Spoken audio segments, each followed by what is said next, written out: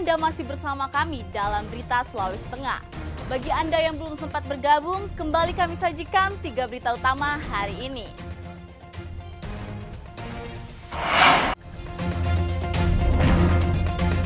Ratusan jemaah haji Sulteng kloter pertama tiba di Palu.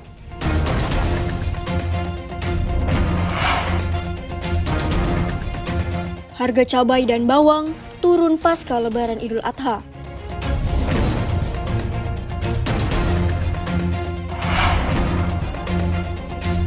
Ratusan ribu anak di Sulawesi Tengah akan menerima imunisasi polio.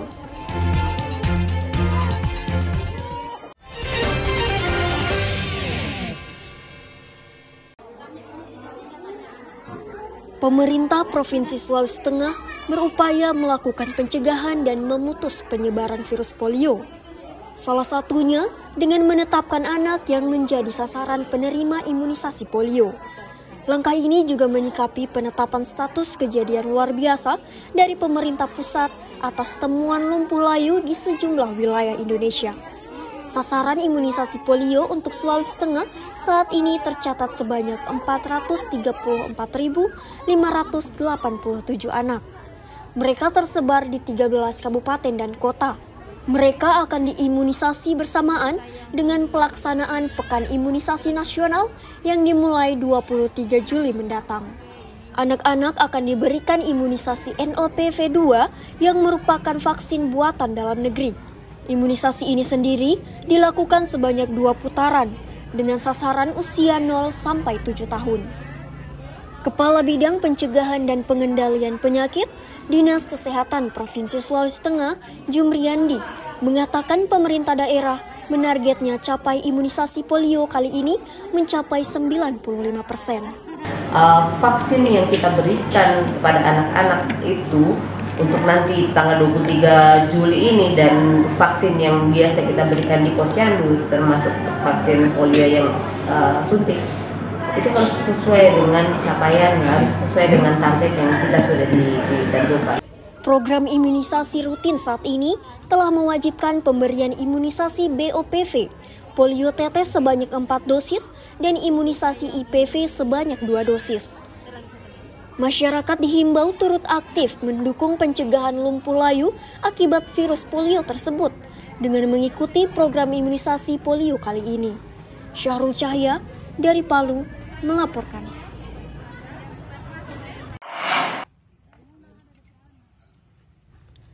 Belasan personil Satuan Madagoraya menyalurkan bantuan kepada puluhan warga kurang mampu di Kabupaten Poso. Bantuan yang diberikan selain 9 bahan pokok juga beberapa kursi roda. Bantuan ini sebagai wujud kepedulian terhadap warga Poso yang pernah dilanda konflik bernuansa SARA.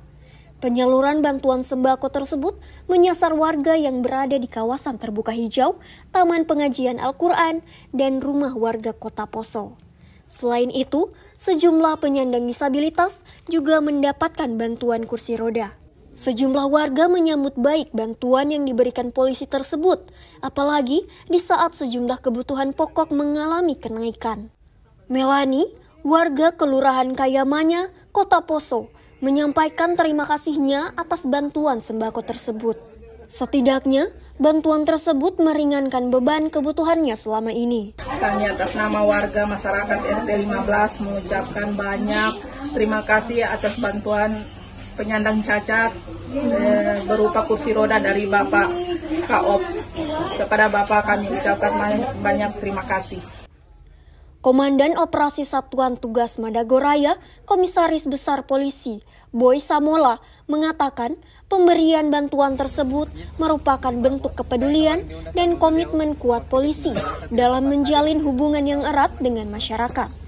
Selain itu, untuk mencegah tumbuh kembangnya radikalisme di wilayah operasi. Dari Satuan Tugas Madagoraya ada sedikit kegiatan kepedulian kepada sesama yang ada di seputaran Kota Poso.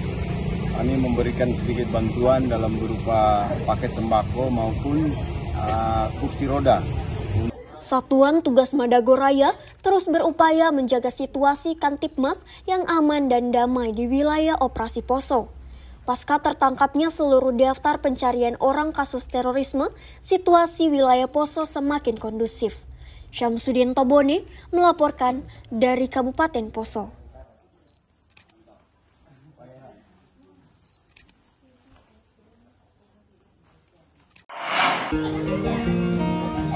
Kabupaten Sigi ternyata menyimpan banyak objek wisata sejarah. Salah satunya situs cagar budaya Megalitik Watunonju. Situs ini menyimpan belasan peninggalan sejarah berusia ribuan tahun berupa potongan batu yang terdapat cekungan menyerupai mangkok di tepiannya. Menurut sejarah, batu ini digunakan nenek moyang setempat dalam menumbuk bahan makanan. Situs cagar budaya Taman Megalitik Watunonju yang berada di Desa Watunonju, Kecamatan Sigi Biromaru, Kabupaten Sigi. Di tempat ini terdapat 13 potongan batu yang tepiannya memiliki bulatan cekungan menyerupai mangkok yang merupakan peninggalan nenek moyang setempat. Hussein, selaku juru pelihara di situs cagar budaya ini menerangkan, potongan batu yang memiliki bulatan lubang cekungan menyerupai mangkok ini menurut sejarah merupakan suatu alat yang digunakan oleh para nenek moyang setempat untuk menumbuk bahan makanan. Dalam sejarahnya, adanya potongan lumpang batu ini ditemukan oleh seorang bernama Dr. Kruit pada tahun 1898, yang saat itu hanya menemukan 2 potongan batu yang serupa. Berdasarkan sejarah tersebut, temuan ini kemudian ditindaklanjuti oleh tim arkeolog dari Lembaga Pusat Penelitian Purbakala dan Peninggalan Nasional atau yang saat ini dikenal sebagai Pusat Arkeologi Nasional, yang akhirnya menemukan 17 lumpang batu di kawasan ini. Hingga akhir lahan yang dahulunya permukiman warga dipugar dan dijadikan sebagai kawasan cagar budaya pada tahun 1984. Umumnya, objek wisata ini ramai dikunjungi oleh wisatawan dari kalangan pelajar, peneliti, dan para pelaku pegiat cagar budaya dari berbagai tanah air. Situs cagar budaya Watunonju adalah salah satu menyimpan benda cagar budaya, yakni lumpang batu. Nah, seperti itu, dan lumpang batu yang ada di sini sekitar 15 buah. Nah, kemudian di dalam lokasi dengan luas 1 hektar ini bukan hanya lumpang batu yang ada, tapi juga ada semacam bangunan untuk menyimpan bahan makanan seperti lumbung. Nah, kenapa lumbung masih dilestarikan sampai sekarang?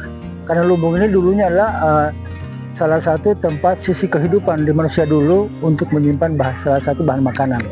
Kebudayaan ini sebagai situs di sini, kami sebagai masyarakat itu sangat mendukung adanya ini situs agar supaya masyarakat di sini bisa mengenal adanya kebudayaan di desa kita. Di kawasan ini juga dibangun sebuah bangunan rumah adat yang di dalamnya menampilkan koleksi foto-foto sejarah Watunonju dan pemugarannya.